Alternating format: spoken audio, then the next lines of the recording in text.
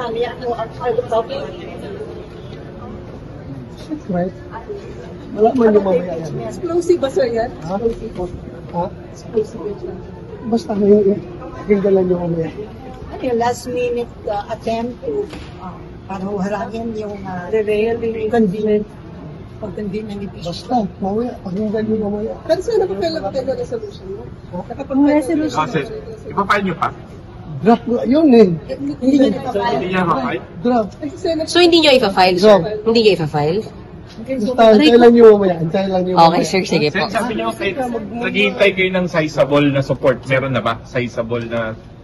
Basta, mamaya, makinig lang kayo mamaya. Paano nyo di-describe yung impeachment? Ha? Explosive, paano mo? Makinig na lang. Makinig na lang kayo.